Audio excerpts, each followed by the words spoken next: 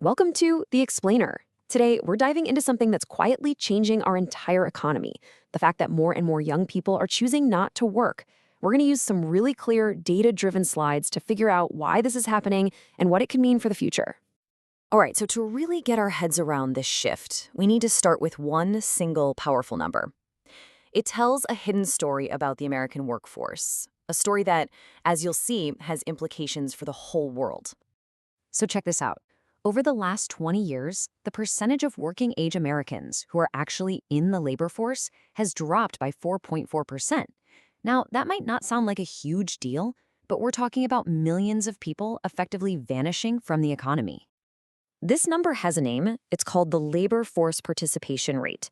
And you can think of it like a vital sign, like a heartbeat for the economy's health. It goes way beyond just the unemployment rate to show us how many people are really, truly engaged in the economy. So when this rate goes down, it's a huge signal that something deep is changing in our society.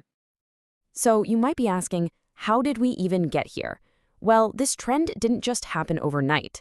Let's take a look at a timeline that really breaks down the key moments that shaped this decline.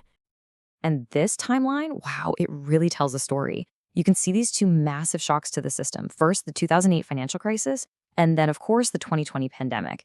Both of these events just threw gasoline on the fire, speeding up the decline. And the crazy thing is, we still haven't climbed back to where we were before. Okay, so we've been looking at US data, but this brings up a much bigger question that people are asking all over the world. Why are young people specifically turning away from the traditional workforce? And you're probably wondering the same thing I was. Is this just an American thing, or is something bigger going on here? The answer? A big, resounding no. This is absolutely a global phenomenon, and it's the youngest generation in the workforce that's right at the heart of it. Now, to really understand this, we have to get past that old stereotype of the lazy younger generation. That's just not it. The reality is that young people are dealing with a totally unique and really complex set of pressures. In fact, a huge global study found something pretty shocking. Nearly a quarter of young people who aren't in the workforce say it's because of health issues. But, and this is the key part, it's probably not the kind of health you're thinking of. Yep, you're seeing that right. The number one reason young people are opting out is their mental health. We're talking about a rising tide of anxiety, depression, and straight-up burnout.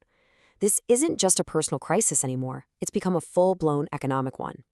But it's not just about mental health. There's also a huge economic squeeze happening. For a lot of young people, the basic math of a traditional job just doesn't add up. After you pay for rent and transportation and just living, there's often hardly anything left from that entry-level paycheck. And to make things even tougher, there's this feeling of being totally unprepared. I mean, look at this quote from UNICEF. A third of young people around the world feel like their education basically failed them, that it didn't give them the skills they actually need for today's job market. This data right here really paints a clear and kind of tough picture. Over half say they can't find the opportunities they need to build skills, and just as many don't have the money to go out and get them.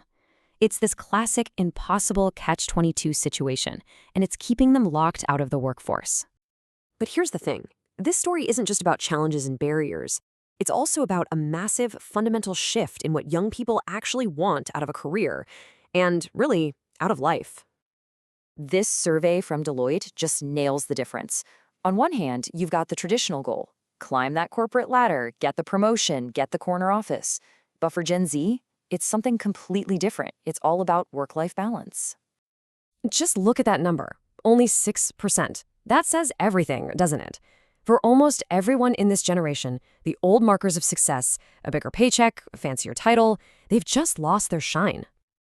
So what's the big takeaway here? This whole trend of declining labor participation, it's not just some boring economic stat on a chart.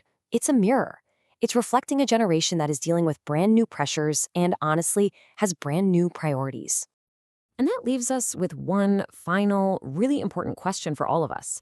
As young people are literally redefining what success even means, is the rest of the world ready for it? Are we ready to play by these new rules?